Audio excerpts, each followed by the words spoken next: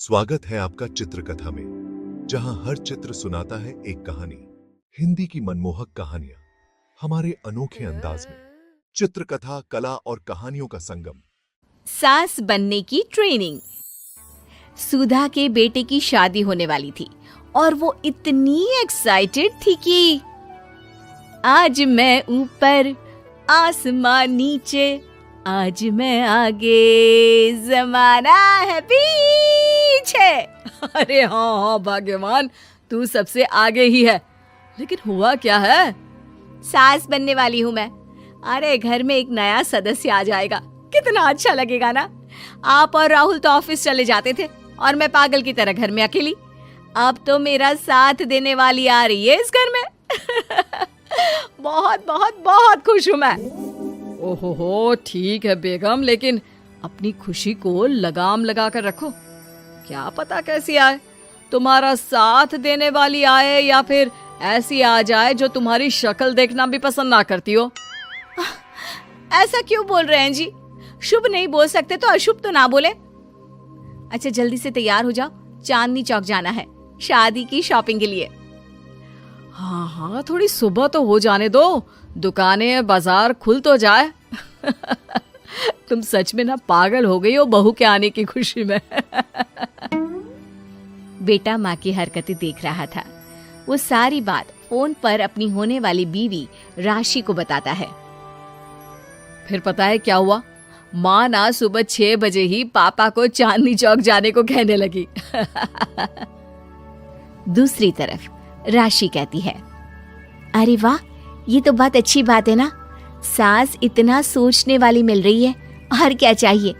मैंने भी सोचा है मम्मी जी के साथ बहुत प्यार से रहूंगी, उनका ख्याल रखूंगी और प्यार करूंगी। राहुल भी खुश था। लेकिन बाजार में सुधा जी और उनके पति को एक अजीब सी दुकान दिखती है जिसके बाहर लिखा होता है, हमारे यहाँ सास बनने की ट्रेनिंग दी जाती है। ये देखिए जरा, लग रहा है आजकल के लोगों को कोई काम नहीं है। अरे सास बनने की भी ट्रेनिंग होती है क्या? दुकान के सामने एक पिंजरा था, उसमें एक तोता बंद था। सुधा की बात सुनकर तोता बोल पड़ता है, अरे नादान औरत, अगर सास सही तो पूरा घर सही रहता है, परिवार बंधा रहता है और आने वाली जनरेशन संस्कारी होती है। लेकिन तू क्या समझेगी? जा जा आगे जा। ओए, तोते बड़ा बोल रहा है, क्यों आगे जाऊं? मैं नहीं जा रही।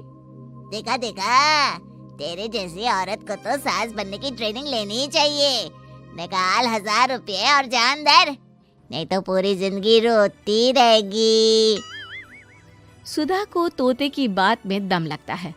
ए जी, निकालो ना जरा 1000 रुपए। अरे पागल हो क्या? जानवर की बात में आ रही हो? किस पागल आदमी की सुन रही हो, जिसे ये भी नहीं पता कि तोता जानवर नहीं पक्षी होता है। चलो निकालो 1000 रुपये और अंदर जाकर सास के रूप में जीवन को सफल कर लो।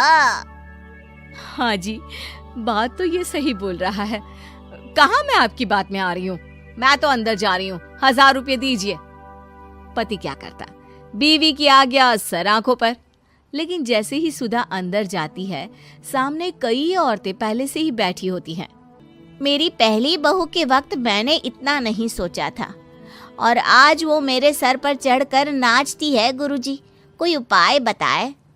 तभी गुरु की नजर सुधा पर पड़ती है और वो आंखें बंद कर लेता है। तू पहले भी मेरी दुकान के सामने से होकर गई थी ना, तब क्यों नहीं आई? औरत जो कि गुरु के साथ मिली हुई थी। महाराज, तब पता नहीं था कि सच में सास बनने की भी ट्रेनिंग लेनी होती है। लगा था घर में कोई सदस्य आ रहा है जो सारा दिन मेरे साथ रहेगी, लेकिन ऐसा तो कुछ भी नहीं हुआ गुरुजी। चल फिर पैकेज लेकर 20,000 वाला कल से आ जाना।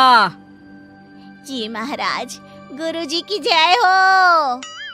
वो औरत भी सुधा को देखती है और कहती है, सही जगह आई हो बहन। 10-20 हजार का मुंह नहीं देखना भाई, बस घर बस जाए तो सोचो गंगा नहा ली। बहुत कमा लेंगे अगर परिवार एक रहा, नहीं तो बुढ़ापा वृद्धाश्रम में बिताओ। सुधा डर जाती है। वो गुरु के पास जाती है और उन्हें पैसे देती है। देखो, एक मंत्र गांठ बांध लो कि कभी भी बहू को बेटी ना समझना। जितना दबाकर पहले दिन से रखोगी, धीरे धीरे प्यार दोगी तो मान रखेगी, नहीं तो। ना जी ना गुरुजी, समझ गई। अरे भला हो भगवान का जो आपसे मिला दिया, नहीं तो मैं। हाँ, आगे बढ़ते जाए, पीछे और भी लोग हैं, सबको मौका दे। सुधा घर आ जाती है। राशि शादी करके घर आती है तो दिमाग में सास की वही छवि होती है जो राहुल ने दिखाई थी। देखो राशि, मैंने काम वाली हटा दी है। वो क्या है ना, 2000 महीने लेती थी, यानी कि 24,000 साल का, और 5 साल में उसे जोड़ो तो 1,20,000 रुपए। माँ जी, और 10 साल जोड़े तो? तभी राहुल आ जाता है। अरे बस बस, इतना मत जोड़ो, फिलहाल भूख लगी है, कुछ खाने को दो। अरे पर बर्तन तो गंदे हैं ना, काम वाली तो आई नहीं, फिर बर्तन कौन धोएगा? अरे कौन धोएगा मतलब? तू धोएगी? मैं? ठीक है, मैं धो लेती हूँ। धो कर देती हूँ, आप खाना बना ले। अरे खाना भी तू ही बनाएगी? ये क्या बात होती है माँ? क्या हो गया तुझे? कल तक तो कुछ और ही बोल रही थी। लेकिन सुधा का व्यवहार सुधरने का नाम ही नहीं ले रहा था। बहू और बेटा ससुर से बात करते हैं। पिताजी, क्या हो गया है माँ जी को? वो क्यों ऐसे व्यवहार कर रही है जैसे मैं कोई नौकरानी हूँ? पिता क्या करता, बता देता है सारी कहानी कि कैसे सास का दिमाग एक गुरुजी ने खराब किया है। सास बनने की ट्रेनिंग? तो मामला ये है, वही मैं कहूँ, कहाँ तो माँ बहू का इंतजार ऐसे कर रही थी मानो साक्षात कोई देवी आने वाली है, लेकिन व्यवहार नौकरानी जैसा। देखिए, माँ बुरी नहीं है, बस किसी ने उनका दिमाग खराब कर दिया है। तो ऐसे में मेरे पास एक आइडिया है। बहू फुसुर फुसुर करके पति और ससुर से बात करती है। अगले दिन बहू सास के सामने कहती है, अच्छा मैं जा रही हूँ, मेरी क्लास है। ये बोलकर बहू निकल जाती है। ये कौन सी क्लास करने जा रही है? पढ़ाई तो खत्म हो गई थी इसकी। अरे माँ, दरअसल वो ये सोच कर आई थी कि तुम माँ जैसी होगी, लेकिन यहाँ तुम तो तुर्रम खां बन गई हो। तो वो किसी बहू बनने की ट्रेनिंग वाली क्लास में गई है। ये बोलकर बेटा बाप की ओर देखता है और आंख मार देता है। हाँ, वो तो तुम्हारी माँ ने भी सास बनने की ट्रेनिंग ली है बेटा। पहले का जमाना और था भाई, कि भोले मन से रिश्ते शुरू किए जाते थे। अब तो नई लड़की घर आते ही नौकरानी हटा देते हैं। बताओ, पिछले 25 साल से वो नौकरानी काम कर रही थी, तब तो कोई हिसाब किताब नहीं हुआ। अरे पापा, आप भी माँ को बोल रहे हैं?